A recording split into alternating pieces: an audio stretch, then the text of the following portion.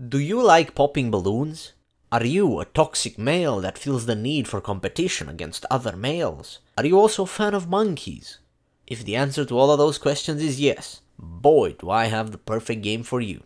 Alright, this is a series about the games that I've collected all the achievements in. There's a lot of those because I am an achievement hunter. It's fun, trust me bro. I make videos about these games, for you to have an idea of what that is like. Maybe after this video you decide to buy the game and play it for yourself. Or maybe even try and 100% it. If not, well, your view still counts towards my total view, so. This series is inspired by Mortismal Gaming's Review After 100% series.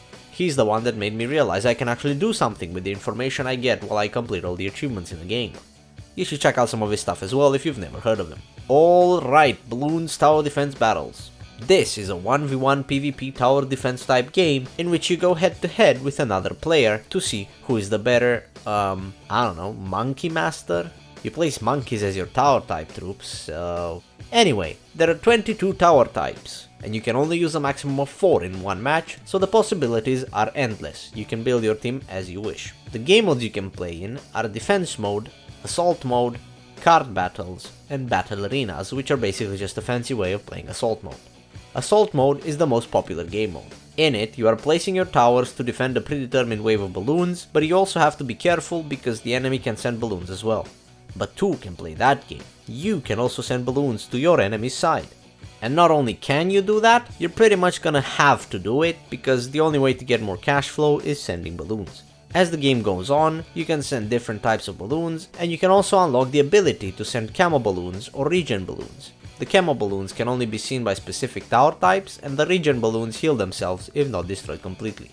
The second most popular game mode is defense mode. This is also my favorite game mode, and I know people disagree with that, but fuck them, this is my video, I can do whatever I want.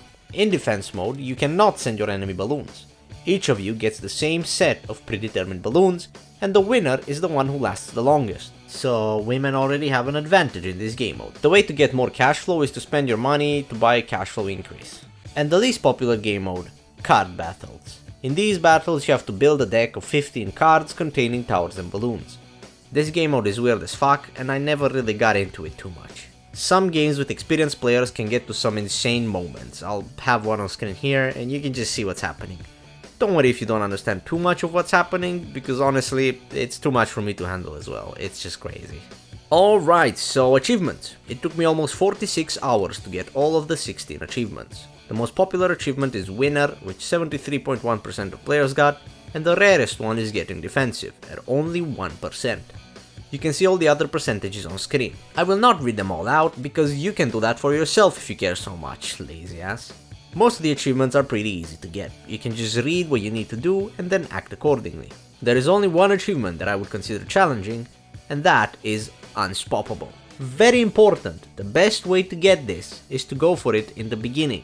When you first start the game out, most of your opponents will be absolute garbage. What I did was I got a pretty good defensive mode team and only played defensive mode while going for this achievement. The reason for that is that you always know what balloons you're going to get. So you can do the same thing every single game, no matter what your opponent does. So if you have a good strategy that lasts you a good long number of rounds, you can most likely get this achievement quite fast. All the other achievements are easy to get, but do require a bit of a time investment.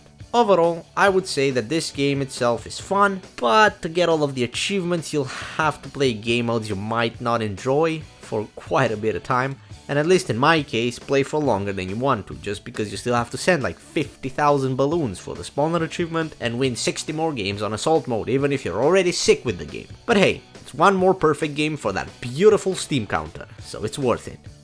Or maybe that's just what I convinced myself to believe, I don't know.